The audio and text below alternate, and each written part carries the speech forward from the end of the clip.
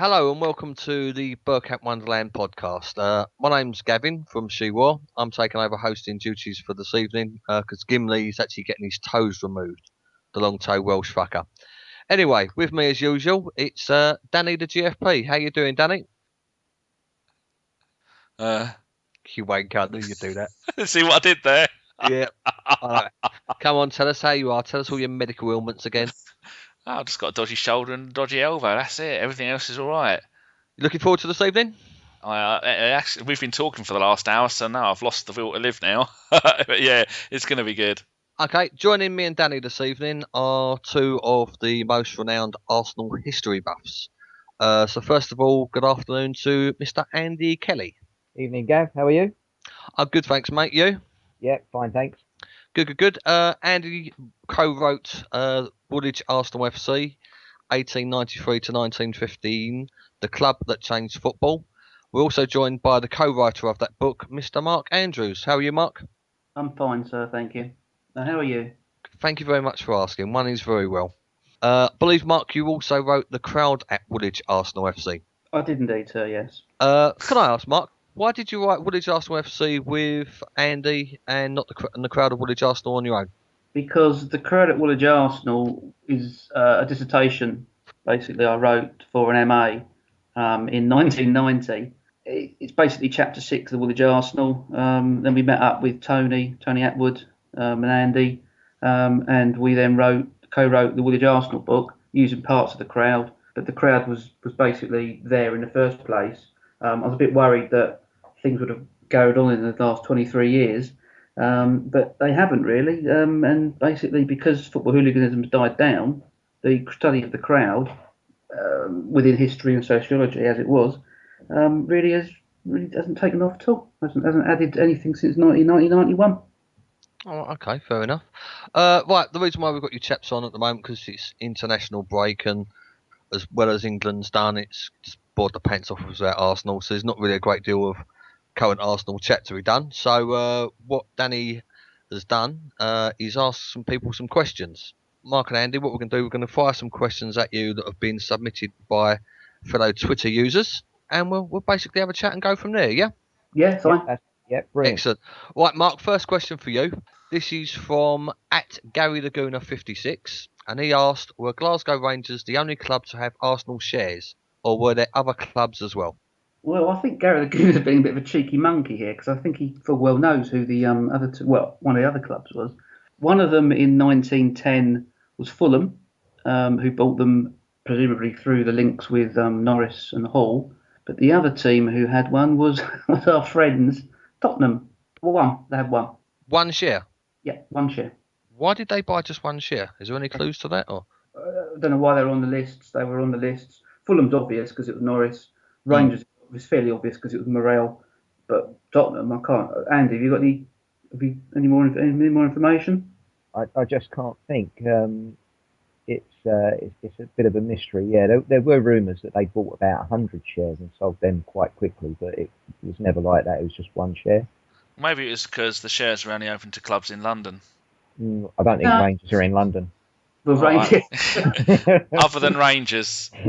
Or if you're playing blue, then it didn't apply to you, so otherwise you had to be in London, because they weren't. But there were lots of other strange organisations that bought shares as well, like the London. I think there was the Waterboard bought shares, and a railway company as well. Quite bizarre. Some of the bought shares. is it just like how people do now, just buy and sell shares? Was it sort of like a similar sort of market back then when they was doing it? The only difference then was unusual to make any money through buying and selling the shares. They were bought for £1, and they were worth £1 for years and years and years later. You know, it's not like they bought them for £1 and they sold them for £5 5 years later. Do you think sort of Tottenham bought a share just so that they got an invite to AGMs and the like? No, because they sold it within a month. If only they'd have held on to that one share, they could have got a free drink tomorrow night, eh? Oh, they're spinning in their graves. The fools! They just didn't know. Apparently, they're even serving chocolate digestives this year. Instead, I've heard all the chocolate's been licked off, so don't eat those if they just see digestives. The next question is from @ArsenalGun1521. And the question is, what were the main reasons for the Arsenal move to North London in 1913, and why was Highbury chosen? Okay, right. This is a bit of a longer answer, and we have to go back to about 1905. And what you have to understand back then was that about 95% of the club's income came through fans going to games and paying at the turnstiles. And between 1905 and 1910, Arsenal's attendances, even though they in the top division of the Football League, their attendances halved in that 5-year period. And there are two main factors behind that. The first was there were mass redundancies at the Royal Arsenal, which provided a lot of the club's support because that's a massive employer. It employed 15, 16,000 people at the time. They were all get paid really well. So they, in their spare time, they go and watch the Arsenal. But at the time, the UK wasn't involved in any major wars. They just finished the Boer War. There was no need to make as many guns as they were making. So they started laying off all the skilled men, and a lot of them either moved away or they were unemployed, so they couldn't afford to go to games. And also at the same time, Chelsea and Tottenham joined the league. Although Tottenham's not the easiest of places to get to, at the time it was easier for the floating supporters in London to get to Chelsea and Tottenham than it was to get to Arsenal. And again, you could see that in their attendances because their attendances doubled in the period that Arsenal's attendances halved. And also you can see in the very first ever London derby between Arsenal and Chelsea, I think it was 1907. First game was at Chelsea. 65,000 people turned up at that, which was a Football League record attendance at the time. But for the return game at Plumstead a couple of months later, only 30,000 turned up. So it showed that people were happy to go to Chelsea, but they don't fancy making their way down to Plumstead. Basically, Plumstead became unable to sustain the first division team. In 1910, the club went into voluntary liquidation because of these financial issues. Henry Norris and William Hall stepped in and saved the club. By 1913, the club was still struggling to pay its way. The two guys, Hall and Norris, they said they'd keep the club in Plumstead as long as it paid its way. The former chairman, George Levy, said as long as he was there, he would make sure the club stayed in Plumstead. But he left in 1912, so by early 1913, there was nothing stopping Norris and Hall from moving the club out of Plumstead. By this time, attendances were down to about 3,000, which is just virtually impossible to run a club of that size on those attendances. So they made that decision in the early part of 1913 that they were going to move away from Plumstead. If they didn't, the club would have just died, or it would have ended up in the second division, struggling to stay in the second division. At Gunner Pride 25 also asked if Sir Henry Norris didn't find Highbury, where else would we have gone? And did the Highbury residents at the time object? Well, there was a number of places that they talked about. There's a place at Battersea, not exactly sure where, and there was also Haringey.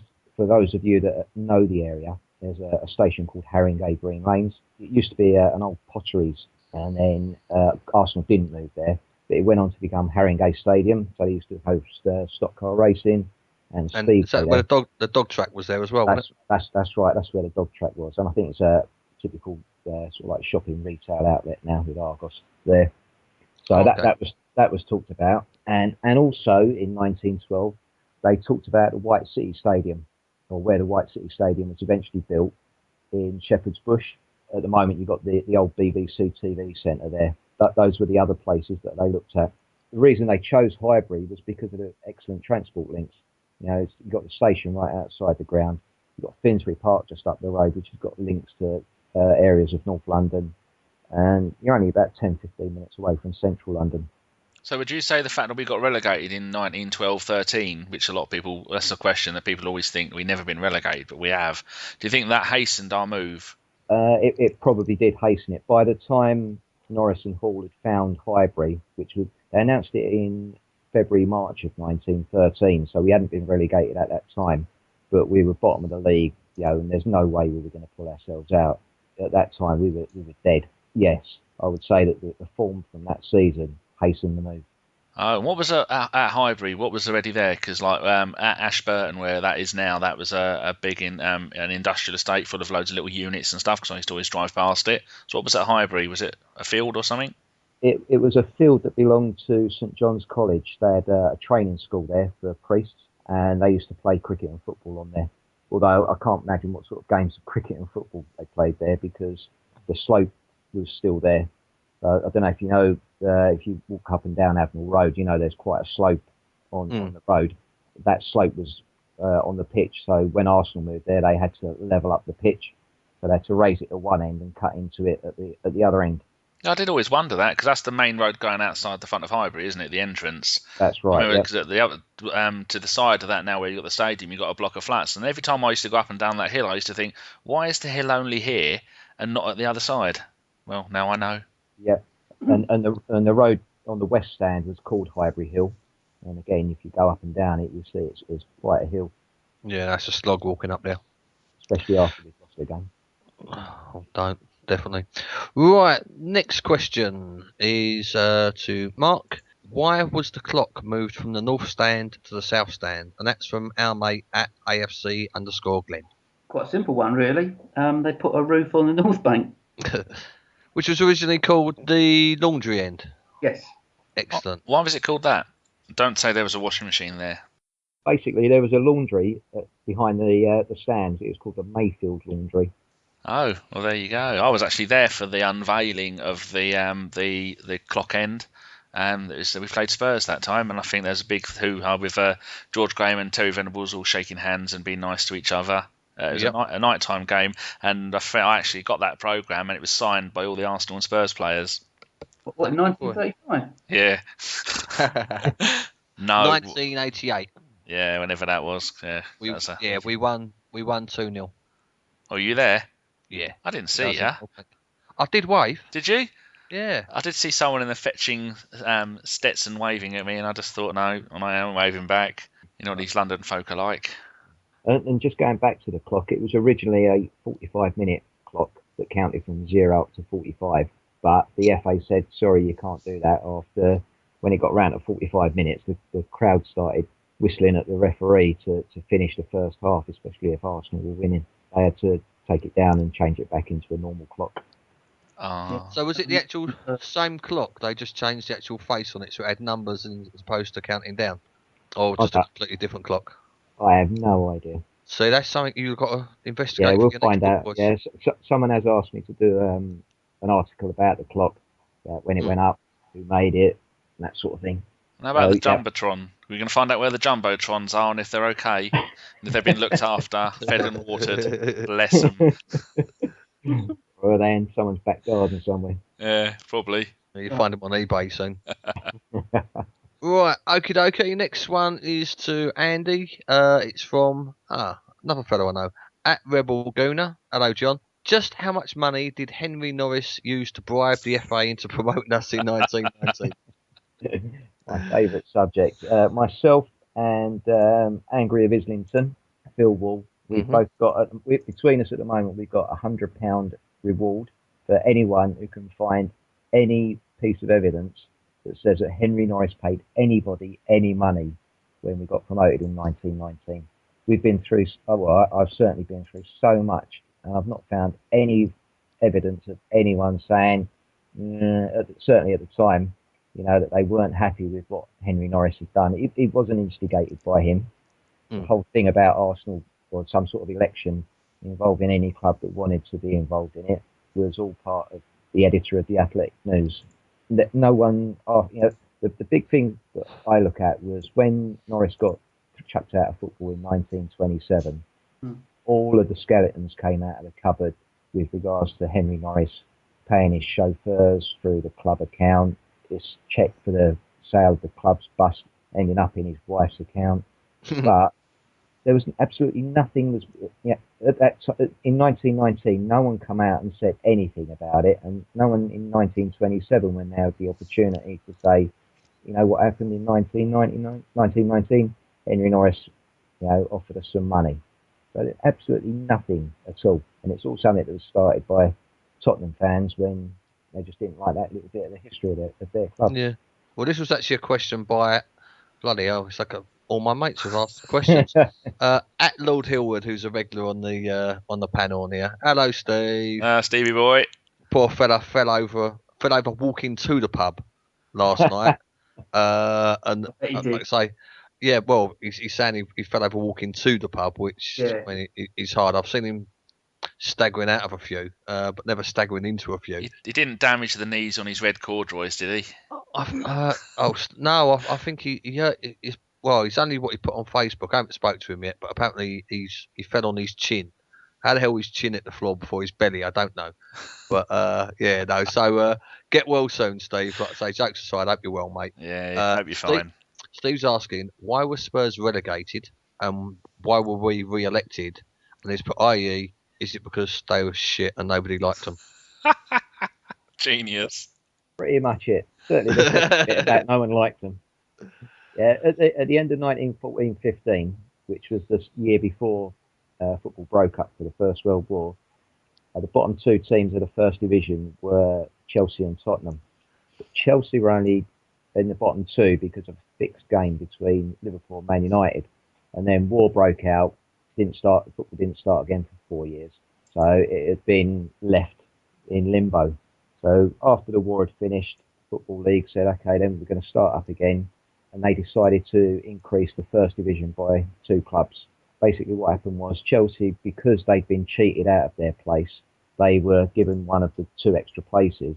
And then, as I said before, the editor of the Athletic News, for some reason, decided, he would push for an election between any other teams that wanted to go up into the First Division. So obviously Tottenham were one of them that were interested.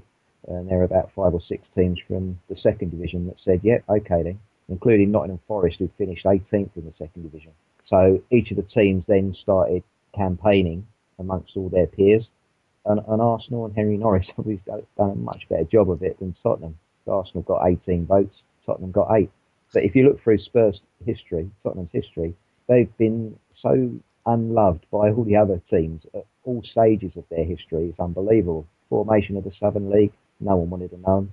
They struggled to get into the Football League. They resigned from the Southern League, and then in the hope that they get elected into the Football League. Football League, they didn't get voted into it until at some point in 1907, I think it was, in the summer. It looked like they weren't going to have a league to play in the following season because the Southern League said, no, we don't want you back. Eventually, they managed to bribe Stoke into resigning from the Football League so that they could take their place. Oh, in that season, that 1914, the bottom 3 were Man United, Chelsea, Spurs. How good would that be if they finished like that again? Oh, it'd be a dream. Yeah. And then in the Second Division, Derby and Preston finished first and second. They went up. Third place was Barnsley. And I'm sure you said something this wasn't right before. And fourth place were Wolves and fifth place were Arsenal. Did one of you say, when I spoke to you before, that Arsenal didn't finish fifth, they finished fourth? We were shown as finishing 6th in the official table. Yeah.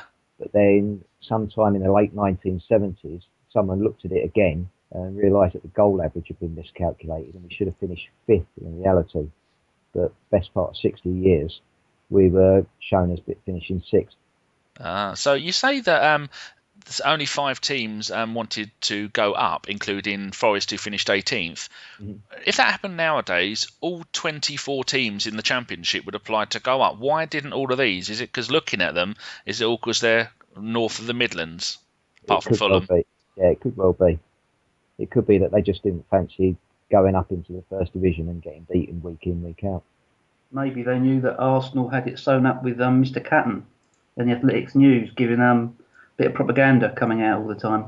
Well, it was that. Yeah, I mean, Jimmy Catton, the editor of the Athletic News, was a staunch Arsenal supporter. So he was, each week he was saying, Arsenal deserved to be there for this reason and that reason. So they said they broke up after 14-15 because of the First World War. Didn't they play a few games at the beginning of 15-16? No, that was the Second World War you're thinking of. 39-40 they played 3 games. The First World War actually started in 1914. Yeah. So they actually played the 1914-15 season while the war was actually being fought. Because that messed our club up because we had a lot of really good players that went off to play in the war, and by the time they come back, they're all much older, or some of them didn't come back. Yeah, some of them didn't. No, I don't think we had any Serbian players that were killed in action. Not in the First World War. Yeah, not the First World War. No, Second World War, we lost more than any other club. You had people like Dick Roos and Tim Coleman, who we're actually writing about in the programme, the Remembrance Day, one there is the Remembrance Day. That they won the military medal, and Dick Roos got killed, which wasn't much cop. But he wasn't an Arsenal player then. He played for Arsenal beforehand, and he went back to Wales, and then joined up. Yeah. Oh, very good. I'm finished interrupting now, Gav. If you want to move on. No, go ahead. I'm interested in listening, boys. Right, okay, we're moving on to the next question. I'm trying to pronounce this. I'll just spell it. At HYLLANDINHO. I think that's Hilliandinho. Oh, see, you're so Brazilian at heart, aren't you? You're just a Brazilian at heart. Not at the moment. I'm all overgrown. Oh, you had to. It's one for the ladies. Oh, you had to. Right, he wants to hear the story of our red shirts with white sleeves, and a similar question, which is by Mr. @Footaholic.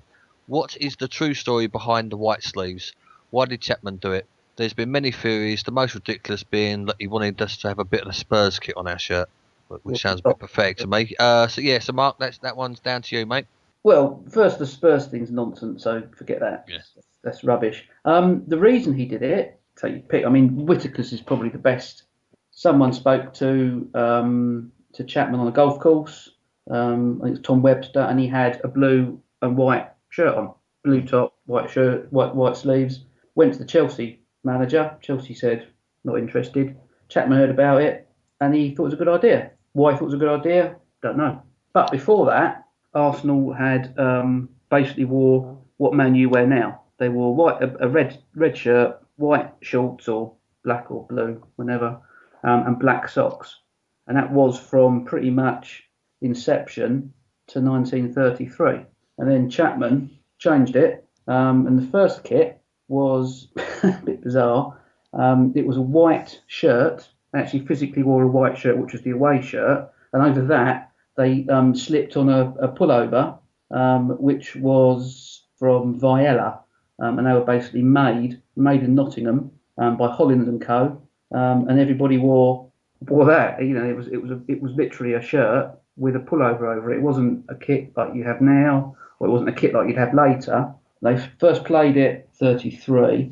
It had been approved a few weeks before, and they didn't win in it for 4 games, I think. So I mean, it's just strange. You had a kit which was 2 parts, and it was referred to as a costume. It wasn't referred to as a kit.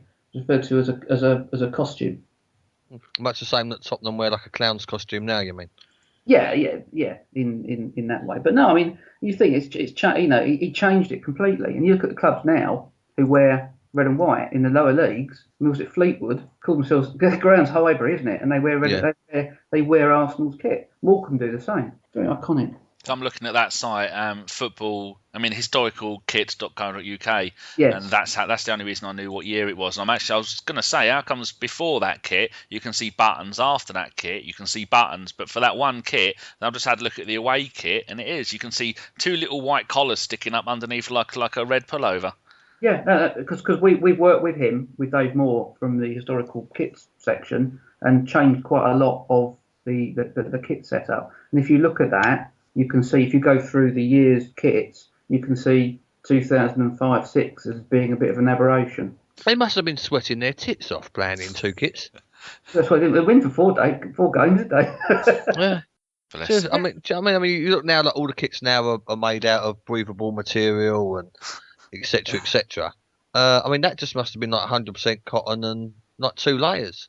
It was 55% wool, the Viella top, and the other cotton like a cricket shirt, basically, a really heavy cricket shirt. Bloody hell! No wonder they didn't win. Well, I bet they must have lost so much weight running about planning it. Seriously, it's like Danny, he puts on a bin bag and jogs up and down the road to lose a few pounds. It must be like that, Dan. I tell you, it's not right. I'm just looking at the 11v11.com. We beat Blackburn Rovers 8-0, and then the 4 games we didn't win. We lost at home 1-0 to Liverpool, drew 1-1 away at Leicester. I think I was at that one, 1933, in a previous life. Lost at home 2-1 to Wolves, and lost 2-1 away at Newcastle. Then after that, we had some great wins. So you must have thought, win 8-0 and then don't win any games in 4. Bloody hell. If Wenger would have been manager then, he would have been hung. It's all his bloody fault. Right, next question to Andy. This is same questions more has been asked by 2 people. One of them's at T50Red. He's a cheeky monkey. And the other one is at luck. OLREGBUL Orug Blum 14. Who was the first non-British and non-Irish player to play for the Arsenal? And when? And when? And when? Yeah, great. Yeah, well, there's a few answers to this one. The first one to play in the first team was a Dutch goalkeeper by the name of Jerry Kaiser in 1930, and he won a league championship medal with the Arsenal in 1930-31.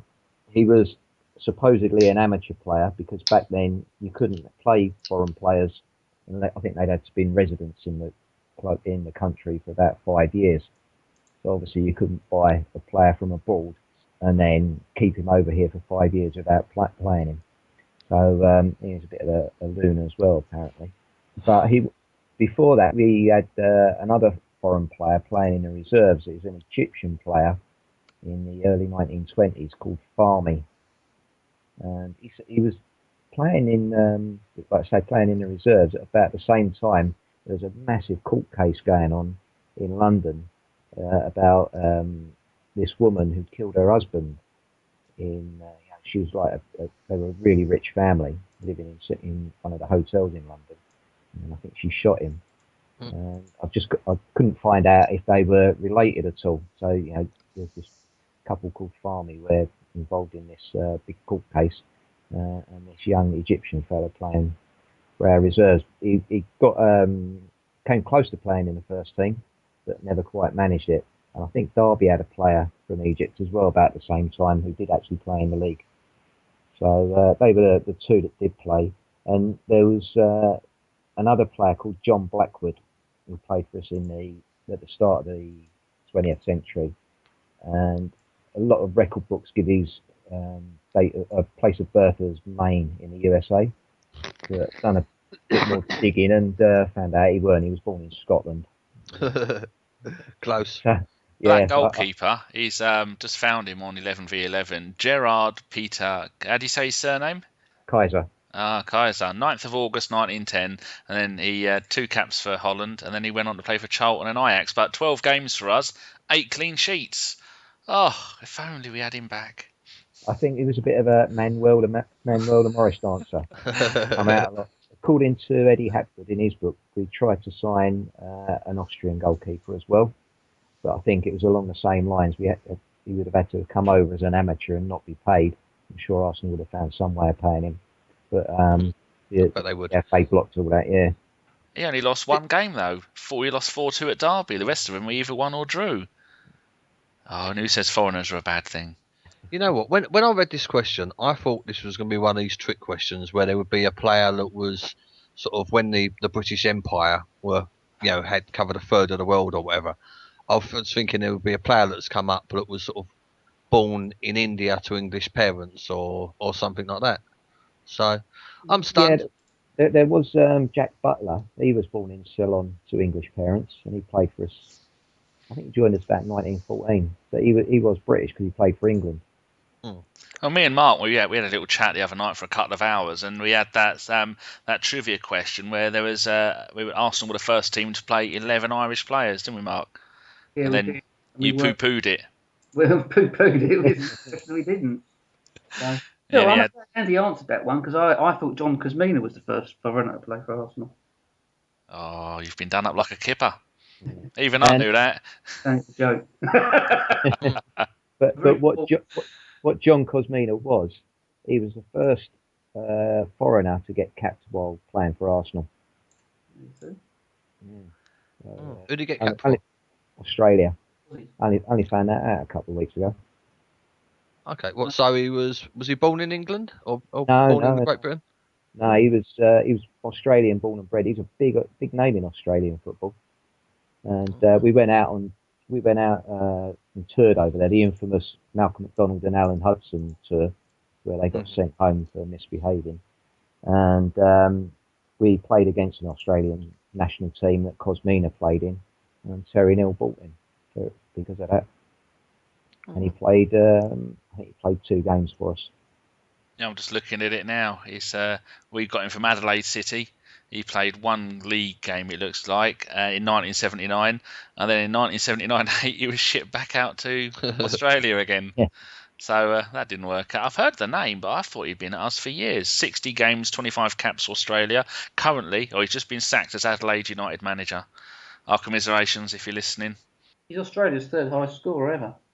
25 goals.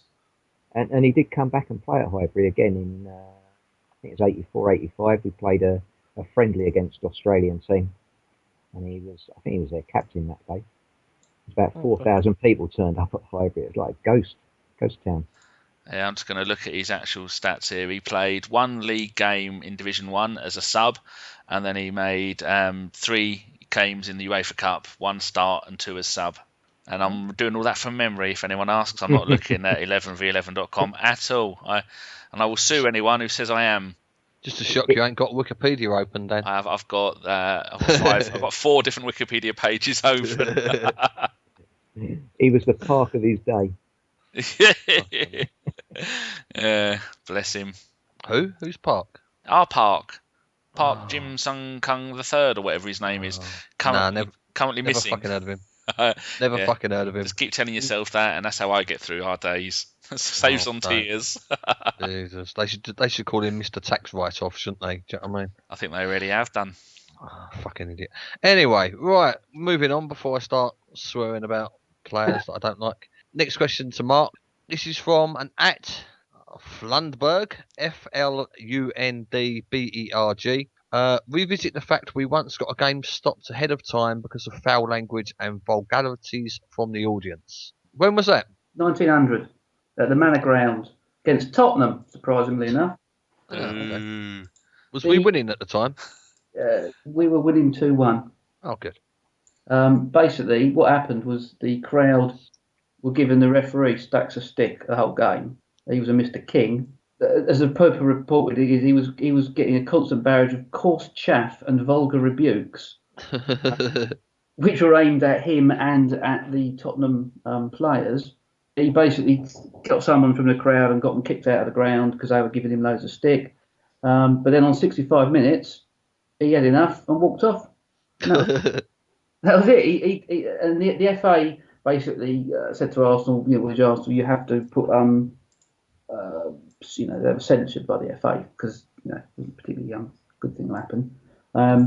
They basically had the things coming up, but the FA, and I think this is quite rare because even then they were pro-ref. They actually said to him that he should have behaved differently. He should have carried the game on and then reported Arsenal afterwards, because taking the team off is quite a drastic measure, really, isn't it? But that's that. I mean, 2 years later. Again, Spurs were playing at the Manor Ground, and an old goalkeeper that we had, Charlie Williams, was subjected to foul and insulting language. So basically, he got into the crowd and lamped the supporter. was that an issue back then? Then in the early 1900s, was it people just turned up just to sort of shout obscenities at opposition players and the referee? Yeah, it's massive. I mean, that's what most of my crowd stuff in the crowd Woolwich Arsenal is. Basically, it is very little physical violence. Even though we were the first team to have the ground league ground in the league match stopped. We were told to play our games 6 miles away, and we couldn't play for 6 weeks at the Manor Ground in 1895 because someone beat the ref up. But that was the only time that there was anything really badly physical. Everything else is barracking of our own players, which was really prevalent, or giving stick to the officials or the other players. I mean, Charlie Williams also got loads of stick 2 years later when he came again for the reserves for Tottenham, and other things that I found were another time in 1904. Tottenham were quite dirty in one game, and they were basically followed from the Mallet ground to the railway station by a massive crowd. It doesn't say the number, but I mean, you're assuming 100, 200 people, making sure that they left rather quickly, plummeted back up to North London. So yeah, I mean, that type of thing went on. There wasn't any organised gang like there was in the 70s and the 80s and the 90s. But there was just just blokes going off, having a few drinks and having a fight now and again, but not in the way that it was organised in the 70s or the late 60s onwards. So was there any chance of you're going home on a fucking penny farthing? But very possibly, yes. I want to know who beat up the ref. Did supporters jump on the pitch and beat the ref up? They never. Well, what happened was we were playing Burton, and the ref gave them a penalty in the last minute, which obviously didn't go particularly down very well with the home crowd. And they ran on the pitch, and someone lamped him. They didn't know who did it. It was a bloke called Brodie was the referee, and what happened was they used the incident of 1895, and the programmes and the press used it all of the time to basically say, if you do this, the crowd, then we'll get the ground suspended, or even worse, we might get kicked out of the league or whatever. So that was persistently utilised all the way through to 1913 when they left, to say don't do it again. Which is why I think most of the stuff was barracking and verbal abuse. Did they sing back then? Yeah. So it was sort of like organised singing in ends of the pitch, yeah. etc. If you were to read the crowd, you would know that they actually took Leicester's ends 3 times when they went away. They used to take loads and loads and loads of people away to a lot of games. They used to make excursions. They used to put money in, sort of organised, like building societies organised. They'd pay one p a week or whatever, sorted it out, went on the big train, 3,000 went up there, and 3 times 1900, 91 and 2, they took a Leicester end and they just basically crammed it. There was no one from Leicester was in it, and one of them they chopped off the Leicester flag. But yeah, there was loads of it. At low level, it wasn't nasty. It was just it's just people going on the piss basically, and having a laugh. Good to see things haven't changed. Right, the next question, Mark, is from @DanielT92 Wales, and he says, it might be obvious, but where did the name Gooners come from? Now, everybody's probably got a different little story that they've heard over the years. So, should we go round everybody first, and I'll kind of end it off at the end? Mate, you might as well say it. Okay, it'd just be nice to hear everybody else's stories. What I go by on this one, best thing to do is to Google a band called the Riders of the Night, and they done, I guess you call it a record, and I believe you can still get it on iTunes, called The Original Gooner. And basically it's just a background music, and it's a chap called Lee who classes himself as being the first Gooner. Now, I won't completely spoil the whole thing for you, and like I say, if you do want to know what I consider to be the truth, it is best to sort of download that and have a listen. But basically, he was called that from a pub that he used to drink in, which was him and a lot of Tottenham supporters. And they started calling him a goon as opposed to a gunner, due to the fact at the time there was a popular comedy show called The Goon Squad or whatever, yeah? From there, all his Arsenal mates, they called him, oh, he's a goon, they're a pair of gooners. And so basically, the name does actually come from an insult which was started from a group of Tottenham supporters. Shall I tell you the version I heard? Go on. Keith Dover, El Presidente from the Tuesday Club, my favourite Arsenal podcast. He always starts the podcast by saying, I was there in 1872. So you never know whether he's on a piss take or whether he means it. But he says that it was back in the day that when Tottenham first had us as neighbours, they used to refer to us as goons, and something to do with swamp dwellers or swamp something, because the area where we have got the ground was all swampy, and they used to refer to us as goons. But whether he meant that or not, I don't know. So no, complete bollocks. Fair enough. I think what Gav says is I didn't know the intricacies, but I heard it was meant as an insult, and it was taken on by the Gunners to be a supporter. There is another thing. I mean, if you go back, and there was a very famous article, which is in the early 80s, where one of the Hillwoods has come out and said, we want to rid this club of the evil Gooners. Because obviously, the name becomes synonymous with a group of lads that, used to go away and used to get into a little bit of grief here and there. So Gooners ended up the name of a mob of Arsenal supporters. So, but like I say, there is some articles out there where the club are doing their best to get rid of the name Gooners and to get rid of Gooners from coming into the ground. They wanted to ban them. They tried their best to a couple of police actions, etc., etc. And the ironic thing about that is Arsenal FC actually now own the trademark for the word Gooner. And that's why they also changed our badge from our glorious badge that we used to have at Highbury to the new one, so they could copyright the image rights of the new shitty thing that is our badge, which is I hate.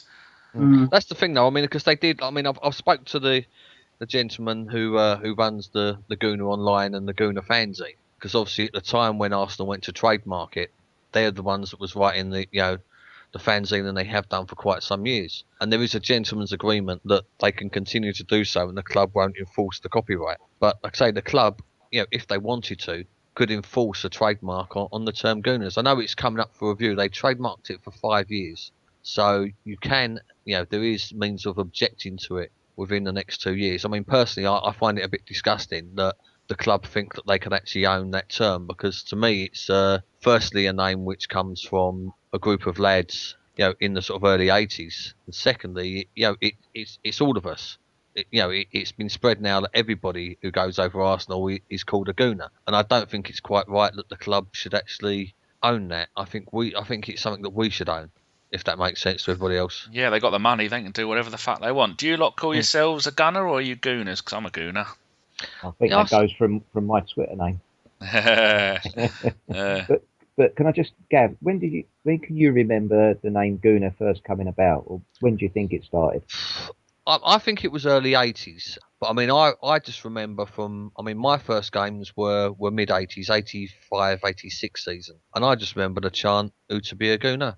I can remember that from at school, and I left school in 83, so I can probably remember it must have been about 81, probably 82, when I can remember the name Gooner first being mentioned.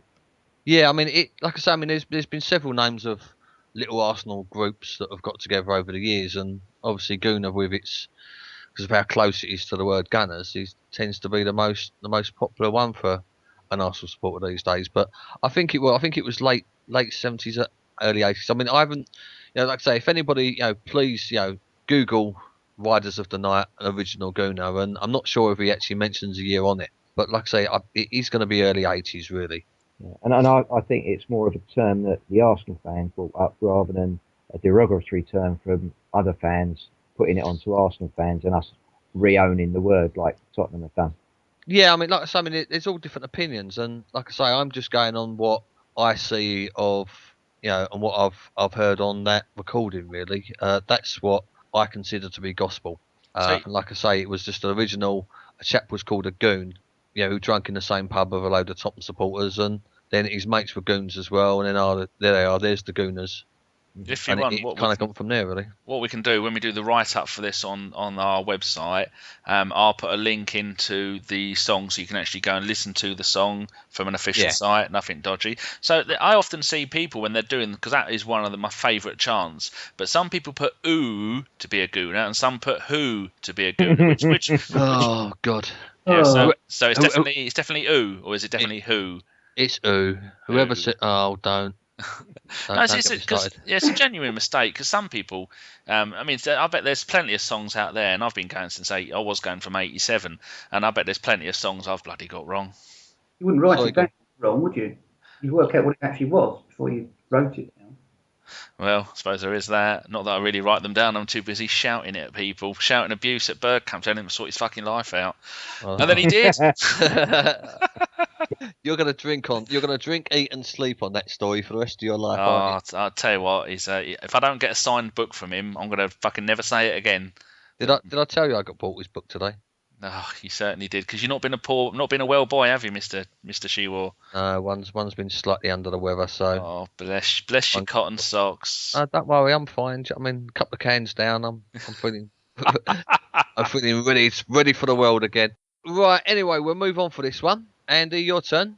Statistically, who is Arsenal's most successful manager? And that is by @George Shelford. Thank you very much for having an easy name. Right, this one's going to cause a bit of controversy. I would say Arsene Wenger because he's won more trophies as an Arsenal manager than anyone else. And I think you probably will disagree with that. Oh, if you hear that noise in the background, that's Mark's teeth grinding together. Let's open that up to the rest of the crew.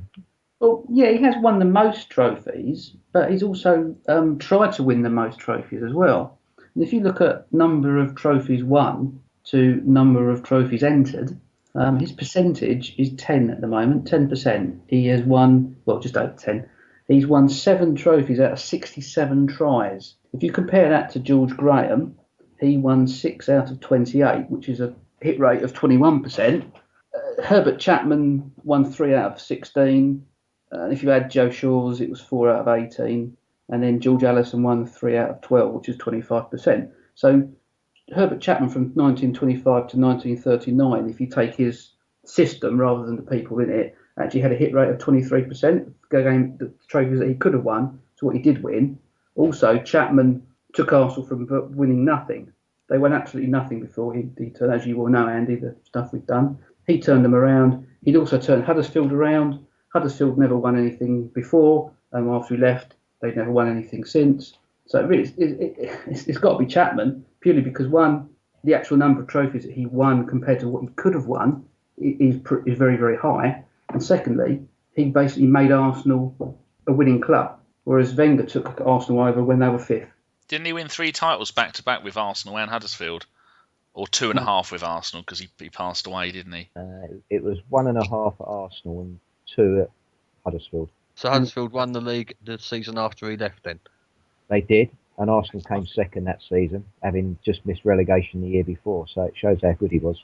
But some people might say Wenger hasn't won 7, he's won 11 because he's won 4 charity shields, but when it's... they don't count as proper trophies, do they? And I always like this stat that I've never heard anyone say whether it's there's any other managers. You look at the things Arsene Wenger has been runner-up in: Premier League, FA Cup, League Cup, Charity Shield, UEFA Cup, Champions League, European Super Cup. That's 7 trophies he's been the loser in. Has anyone else done that? I think Avram Grant got pretty damn close. Didn't Chelsea last year enter 6 competitions and lose, or 7 competitions and lose all of them? I think it was. I think that was 9. a record. I think it was 9. 9 of them, yeah, because you had the Premier League, the League Cup, the FA Cup, the Charity Shield, the European Super Club, the World Club Championship, and then the European Cup, and then the UEFA Cup. That's 8. Yeah. Did you have Champions League? Yeah. Yeah. Yes, I think they won 1 out of 8 or 9 different ones they entered. Even Wenger would be turning in his lightly garlic buttered shoes for that. Right, moving on. Who was the biggest influence? Chapman, Norris, Wenger, or somebody else? And that's at Flumberg. Mr. Flumberg. He's been a busy man. We've got 3 questions from him tonight. Bloody hell. I would say, difficult one there, biggest influence. Probably Chapman on the field, but Norris off the field. Norris saved us at least twice, and he made one of the best decisions ever. Saved us in 1910 when when we went into liquidation, and the club looked like it was going to go out of existence.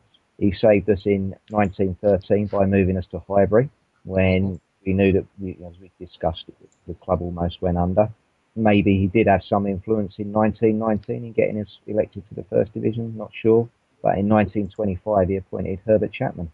If he hadn't done any of them things, then the chances are we'd be supporting an average team. Might be in the First Division, Southampton or a Norwich type team. But on the pitch, I believe it was Chapman. He took a team, as I said, almost got relegated.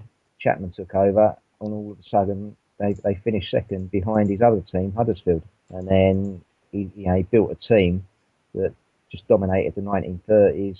Brought in so many innovations and made the club a worldwide known club. One on the pitch, one off the pitch. I think that's about the best answer. Yeah. Right, another question from Mr. at Flundberg.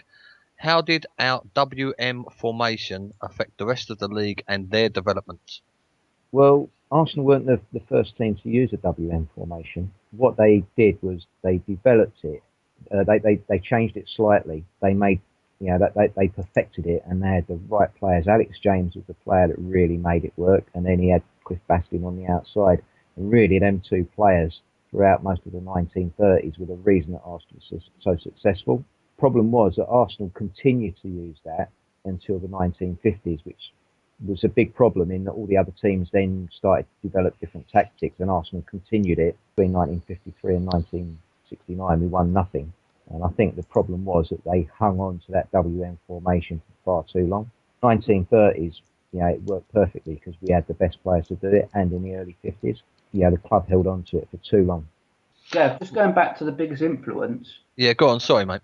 I know a lot of people think that Arsenal get a bad press and everything and blah, blah, blah. But if you read press reports from the 1930s, I mean, Arsenal were absolutely venerated. They were loved by the press. There's so many instances where, Allison or Chapman, they're just almost deified. They absolutely, they loved them. They were such a market leader in football at the time. It was, they really, really were the biggest club. They were huge, and that influence was all down to Chapman. I got asked the question of a chap called @Peter1947, one of our elder statesman supporters, blinding chap. He asked the question the other day: who was the first Arsenal player to appear on TV in an advert? Does anyone know the answer to that one?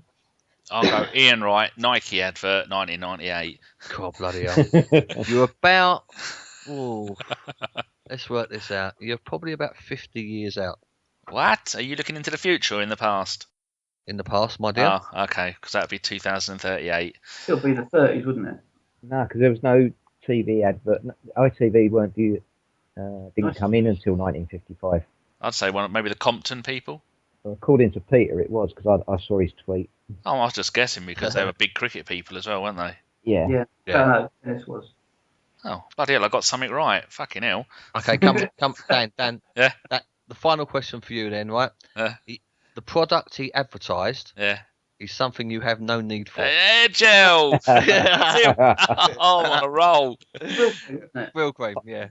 I thought it was condoms. Oh, yeah, the swinging 50s. We've actually talked about the most influential manager. I don't think James McEwen gets enough credit for that. One game, one win, 7-0. Then that was it. If we would have kept him as manager, we could have won the World Cup or something. Why was he only manager for one game? He wasn't. He was manager for 2 games. Bloody hell. The last 2 games of that season. So I think one of them was a defeat. So why does Wikipedia only say 1? Don't tell me Wikipedia is bloody wrong. Because it's Wikipedia. Don't get me started on Wikipedia, please. On there it mentions Diaby as a football player. Right, lads. Right, to finalise, to finish this all off, been asked by Sarah Rashid 5, if you could bring back an Arsenal player from the past, who would it be and why? And we'll start with you, Andy. It would have to be Alex James. Everyone that I've read about who said they've seen him said he was by far the greatest player that Arsenal have ever had, and I'd love to have seen him play. Okay, Mark. John Radford. Okay. Don't know why. It's just that he was a hard player. I never saw him play for Arsenal, but doing work I've doing with Andy on the 70s, he was pretty much central to the forward line, and he didn't take many prisoners. Fair enough. Dan? Oh, Tony Adams, all day long, all day, every day, no matter what position, what thing. Tony Adams, fully fit for the entire of his career, teetotal. That would just be even with his odd occasions with the drink and somebody's front garden, still the greatest player my club's that I've ever seen play for my club. So I can't really say people years before that, but yeah, for me, Tony Adams all day long. Okay. Who would you pick? Rocastle. Oh, bless him. Yeah, just like, sentiment aside and all that, just because to see how he would play with the modern football. He'd fit right in. On modern pitches, with modern training, I think that, he would be an 80-90 million pound player. Do you know what I mean? The class that he had on some of the rugby pitches we used to play on was just unbelievable. Just to see what he would be like now.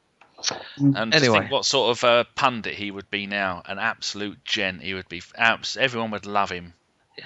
I think the problem, he might be too gentlemanly and not, apart from Tottenham, slag off anybody. Ah, bless him. Bless him. Well, okay, right. Final question at the end. It's more of a thing here, Lee. Who was the pundit who once run the line at the Arsenal and also had a hit single in the 70s? Everybody know this one? He's here, he's there, he's every fucking where. Jimmy Hill. Jimmy Hill. Poor old big chin Jimmy. Weren't he in the stands or something? And the ref got injured, so the linesman went on as the ref and he come on as the linesman or something, wasn't it? The linesman No? got injured.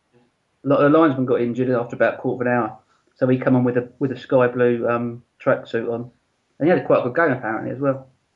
Oh, talking about that, I've just had an email from someone saying which ex-Arsenal player wrote "Blue is the colour." Well, if you check Wikipedia, which is always right, Is it? yeah, Right? it wasn't a player. It was a former Arsenal manager. Oh, the email I just got in was wrong. Okay, Suckers. it was Stuart Houston.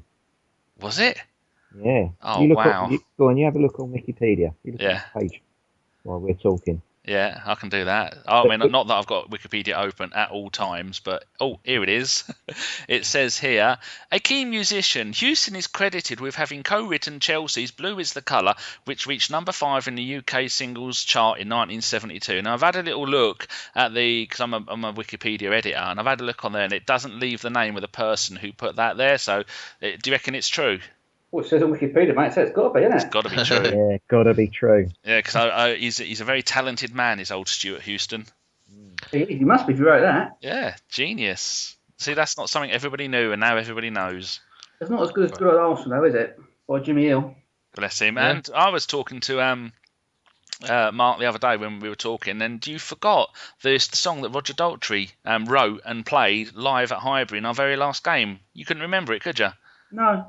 It was kind of unforgettable. It was absolutely pants, and boy did he milk it. I take it you were there that day, Gav. No, What? no. I basically, at the time, I had the choice between going to Paris Yeah. or going the last game at Highbury.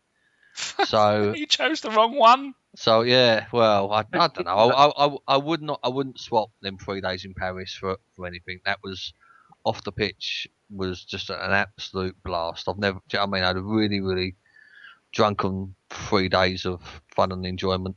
Did you go with until the Jeff? end of the football. No, I didn't go with Jeff. Were either of you two, Mark and Andy, were either you two at the last game at Highbury? Let's just say No. that I've got a T-shirt from the game. I have got my T-shirt from that game, from the Champions League final, and Bergkamp's testimonial still sealed in their bags, never seen the light of day. I gave my Bergkamp T-shirt to one of my uncles. To You were at that give- game as well? Yeah. I didn't to, see you. Oh, I did wave, Dan. I Oh. keep waving, mate. I did see someone in a jaunty scarf. I didn't know it was you, though. It wasn't me in a scarf, mate. I'm telling you that. Was that the ponytail days or not? Piss off. Anyway, let me tell the story. And yeah, my uncle gave it to my uncle to give to my cousin, and my uncle kept it. The dirty swine. I knew he was going to keep it. I would have kept it myself. Oh. Well, I can send you photos of mine if you want. Mine are all in the box in the loft. Yeah, no, I've had better offers, Dan. To be honest with you, They've got to be worth their weight in dirt. they're probably worth a few quid. Yeah. And they've not been opened and resealed. And the massive ticker tape they had at the end of the game at Highbury, I got a few bits of the ticker tape and stuck that in there for good measure. And I bought 6 programmes. You got these T-shirts. Yeah. Have you even tried putting them on? I know they're sealed, but would you? No, because they might have been medium. And even back then, when I could see the undercarriage without having to use 3 mirrors, they wouldn't have fitted. Right, okay. Right, who's got? Right, Mark and Andy, do you collect memorabilia? Unfortunately, I do. Yeah, I've got my loft has started to sag. What's the rarest bit you got? Do you reckon? 1914-15 handbook, I reckon. See, you're a man after my own heart. I've started collecting those handbooks, and I've probably got about 60 of them now. No, probably about 50 of them, and I've been selling my doubles on eBay, and I sold one to one bloke for £6, and I should have posted it a week ago. But some people ask for stupid money on there. How much do you reckon that's They do. worth? Well, I don't know. There was a 1921-22 handbook went for about $2,500 a couple of months ago. Hello. And what's that one season they didn't do? One in the 80s, wasn't it? 82? That was it. 82, 83 it was. Oh, and there's no one made one, gone back through it and knocked one up for you and me because we're the only ones who would probably want it. Nah, perhaps I should do that. Oh, I'll tell you, I'll buy one, especially if you sign it. Okay, I'll do that for you. I reckon that was worth about 4K, Andy. I reckon so, yeah. Bloody hell. What's the thing you've got, Gav, that's worth the most? Is it that Arsenal scrunchie from back in the day? I think it might have been. No, I ain't got loads and loads. I think I've got loads of programs. I like the fact that for some reason I've got 2 Arsenal versus France programs. Were you at that game? Yes, and I did wave. Did you? I was there. We I beat did them wave. 2-0 and Cantona played. Yeah, they had a good team out. If you look at the They French did, team, there. yeah. Do you know what I mean? Still Very beat good them. team. We had a Bobson, good team out. pick 'em on. We had Perry Groves and Martin Hayes and Niall Quinn. Did the mighty David Hillier play? No, I think it might have been a bit before him. Was it? He was there in Yeah, spirit. it was. What was it? 80? Was it 87 or 88? We played France. No, it's 88, 89. Oh, okay. Right. Towards the end of the season, you think, what were they doing playing that sort of a game in a run up to the end of the season? Didn't they have? Wasn't France playing against Scotland or something in a qualifier and they just wanted a warm up game or something? Oh, I can't remember. Why they played. How about you, Mark? What have you got that's worth money that's Arsenal related? Sod all, basically. How about football related, if you want to expand it a bit? I've got some bits and pieces, but to be honest with you, the best bit of memorabilia I've got is something that was published in 1988 by Scott Grant and Colin White, which is quite a rare history of the club. Not many people got it, to be honest, because there's only about 200-300 printed. But it's such good information in it that it's not priceless, but it's it's worth its weight. Very, very good. And the other thing, I've got a copy of the 1894-95 Woolwich Handbook, which me and Andy found at the Cambridge Rare Books set up. Bloody hell. It's just a copy, but it's Still there. So what are you boys working on next, or working on currently? We're working on the big Arsenal book of the 70s, which I'm sure everyone will love a copy of that. It's a really good book, loads of fantastic photographs in there. When's that out? Hopefully. Around about Christmas time. Oh, just in time. Yeah. So if you love your Arsenal supporting husband and you're listening to this podcast, you can go and get it from all good retailers and some bad ones. Is the club helping you out with that? No, we're doing it all off our own backs. Mm-hmm. But if you want an idea of what it looks like, the guy that we're doing it with has done 3 Brentford books along the similar lines. So if you Google Brentford Book of the 70s, you'll get an idea of it, and it is a fantastic book. It really is. So it's got match reports for all the games, profiles of all the players. Like I said, loads and loads of colour photographs that have never been seen before. Oh, nice. We've been up to the Daily Mirror archive. And then next book after that will be the prequel to our Woolwich Arsenal book, which will be Royal Arsenal from the Common to the Manor, isn't it, Mark? Yes, but and that's almost. I mean, that's written, virtually written. We just need to sort stuff out with it, edit it and sort it out. But that's done. So the 70s book is, as Andy said, pictorially, it's fantastic. I've been doing quite a bit of work on it recently. Just drove around the bend because I've been just churning out match reports. But it is, the pictures are lovely, brilliant. Which is what made me think about John Radford, to be honest, because there's some really good pictures of him, Frank McClintock, all the boys from the 70-71 double season, Charlie George, etc., etc. And with your other 2 books, The Crowd at Woolwich Arsenal and Woolwich Arsenal FC 1893 to 1915, I've got both of those, and I should put a link on the site to the places you can get that. And I've got a little list here of the people that you'd like to mention. Do you want me to read it out? Yeah, go on then. Oh, go on. That's very nice of you. You've got Samir, Darren, John Pickford, who we all know, N51BU. It sounds more like a postcode than an actual name. Yogi. Is that Yogi Warrior? It is. Oh, I like him. Islington Library. Is that a person or is that the actual place? I think it might be the place. Yeah. You got Angry of N5. Is that Phil? Yes. A very angry man. Gary Lawrence, at the Arsenal Horse, at Historical Kits, and Matthew Clark. Most of those names I've heard of. So if I've heard of you, that means Well, I don't know what it means. It means I've heard of you, and I haven't heard of many people because I usually forget. Yeah, I mean, the last one, Matt Clark, he's been drawing up quite a few plans where we first played, like Plumstead Common, and he's been sizing things so we know where pitches are. We can work out where, roughly a pitch. Obviously, it's not going to be the same size as it is now, but we can work out if they could have played on a certain bit of like the first game, that type of thing. On that, he's really good. It's his job, and he just contacted us and said, "Oh, I'll do this," and it's brilliant, fantastic. Because is there any photos of the two first stadiums? Are there enough photos for someone to do, Plumstead Common and what was the other one called? The Victoria Ground, was it? Invicta. Invicta. Oh, it's an anagram of Victoria Ground. They were sneaky there. Is there any pictures or enough for someone to make do a drawing or drawings of it? Like when you see sketches of new stadiums and they look quite impressive. Is there any way anybody could do sketches from different angles of the first two stadiums? Because I'd love to see those. Well, obviously the first stadium wasn't a stadium; it was just a common. The Sportsman. I mean, also the Sportsman was just a bit of muddy ground next to a big farm. Invicta was, I missed the manor there, but Invicta. You probably could work that out because there are some pictures of teams, and you can see the stadium in the background, and there's commentary and reports on how it looked like when it started up. And obviously the manor ground, the second time we used it, there's loads of pictures of that after they got into after sort of 1898, 1899. But yeah, I mean the Invicta ground is probably the most interesting one because of the hassle they had with it. I'd like to see pictures of those because that'd be something interesting. There's no pictures. We found one drawing, and that's it, just of half of the ground. Oh dear. So if anyone's got a TARDIS and they want to nip back there and take a few photos, you can make a few quid. And we stood on the terracing as well. It's in someone's back garden, isn't it? Certainly is. Oh, that's that stuff that on the Bergkamp.wonderland.co.uk. If you go there and have a look at Arsenal History tab, then you'll go and see the day out that Mark and Andy had going round. Tell people what you did that day.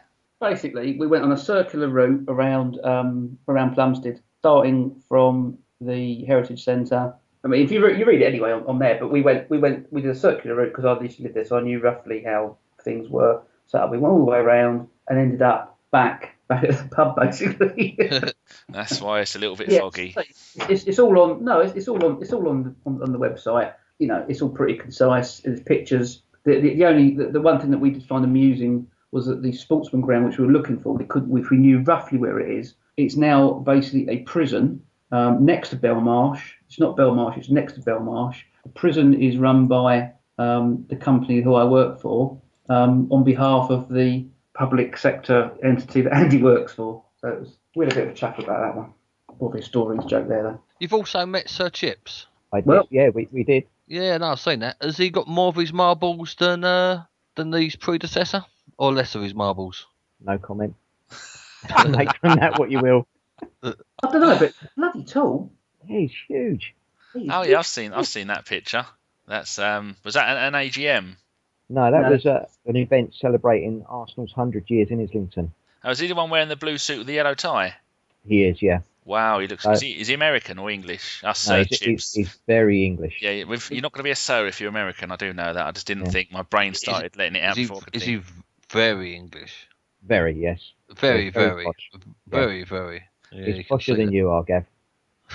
Really? Bloody hell. That's not very hard, though, is it? But to give you an idea, I'm about 5'10", so if you look at that picture, it gives you a good idea of how tall he is. So that's got to make him 6'2", 6'3". No, he's got to be 6'4". Bloody hell. At least, yeah. And what's that other one? The other picture that we're looking at with the bald bloke. Who's that? No idea. Did you ask him what? That's because did you ask him what the fuck he does? No, I'm not that sort of person. Did you get the urge to hit him? Just like, I would have yanked on his tie a bit. I bet he's got one of them ties that just clip off, just in case anybody wants to strangle him with it. Just in case he gets windmilled. I've got a question for you. As everyone who listens to podcasts know, I like me stats and stuff like that. I always think it's really interesting the fact that our record win, 12-0, and our record loss, 8-0, are against Loughborough Town in 1896 and 1900. That's a pretty weird thing. I don't think any other club has got their record win and loss against the same team. And most people wouldn't even know Loughborough used to be a league team. You normally think of it now as a university. Yeah, I think you're right there about being against the same team. I can't think of any other club that has that. And how about our record win, which is, I don't know why they even put that down, 26-1 v Paris in 1904 as a friendly. I mean, I was at Barnet when Arsenal beat them 10-0, but I don't think you should really count friendlies as record wins. What do you know about that game in Paris? It was in Hampstead. Was it? Yeah. Bloody Wikipedia, I'm sure it said bloody Paris. Nothing having that. You've been done again. Hold on, here we go. Oh, it says against Paris. Oh. Yeah. It doesn't actually say home or away. 26-1. What do you know about that game? Anything? Yeah, Arsenal put out a pretty weak team, funnily enough. I think we had about 7 reserves in the team. Bloody hell. And this team came over from Paris, and on the day of the game, one of their players had to drop out. I think he had a bit of a tummy bug. So I don't know if they'd all been out on the RAS the night before. So they had to borrow one of our players as well. Was it the goalie? Beat me to that one. Oh dear. So do we know the goal scorers or anything like that? Did someone get someone got 15 goals or anything silly like that? One of them got 7. I think it was Bob Watson got 7. But their goal came from the Arsenal goalkeeper. I think it was about 8-0 at the time. The Arsenal goalkeeper rolled it out to one of the French forwards, who then kicked it back towards the goal, and our goalie just stood aside and let it go in. And the referee went up to the goalie and said, "That's not the done thing. You can't do that." So they weren't allowed to score any more goals, and we just went bang, bang, bang, bang, bang. Oh dear. Yeah, is there any other things you two would like to cover? Because I think we're getting near the end of this. Are we, Mr. Gav? I've run out of questions, mate. Only one thing, really. Just say that we're writing a page in the programme called a history lesson, which is pretty enjoyable, really. Talking to the programme editor, and he sorts it out. So there's just something for people to know. If you see the history lesson, it's written by us. Do you get any kind of feedback from the fans about that? We haven't. Have you heard anything from Andy? Andy? Yeah, Andy says it's well received. Oh, good. Good. Educating younger, newer Gooners. Do you do it in Chinese for our Chinese followers? It's Mandarin and what the other language they speak over there. It's the taking over the world. So LBC was saying today they want us to. Boris wants us all to learn Chinese. All Gav needs to know is 27, 18, no onions. I'm more of a curry man than a Chinese, to be honest with you, mate. I like to broaden my horizons. I like a little bit of both, and I go Italian with pizza. I don't fuck around. You're just a multicultural I'll animal. tell you what, I'm noted in this area. As long as you don't put onions or garlic on it, I'll eat it. All right, so are we all done now, gentlemen? I've got one thing I'd like to mention. Oh, go on then. Last week I did a talk at Islington Museum on Arsenal in Plumstead, and next Thursday, that's the 24th of October, there's a very nice man called Jiff Bayliss who will be doing another talk at the museum about when Arsenal moved to Highbury and the goings on that went on behind the scenes with St John's College and Henry Norris and the president of the Football Association at the time. So he's a really nice bloke. It'll be a very enjoyable evening with Jiff. The Islington Museum's in St John's Street, just down the road from the Angel. We'll add that to the notes on the website, so when anyone goes and have a look, when you press play to listen to this podcast, down below we'll have a little list of things and details and how you can follow these two, links on their books, and I'll include that, and any other things that I said I'm going to include that I'll probably forget. And also, one thing Andy forgot to say was that he has a showcase and the exhibition that is in the Islington Library with bits and pieces about his Arsenal life, which is really good. Nice one. And that's the Islington Museum, so in the same place where the talks are. Oh, quality. Well done, mate. Well done. Right, back to podcast business, Danny. Got a couple of journos on next week, haven't you? I think we may well have a certain Raphael Honigstein, and it annoys me when I get all excited and say he's coming on and people go, "Who's he?" I'd say don't talk to me. He's right up with them with Guillaume Balaguer and Philippe. I can't even bloody him. These people, they need to have English names. Damn them.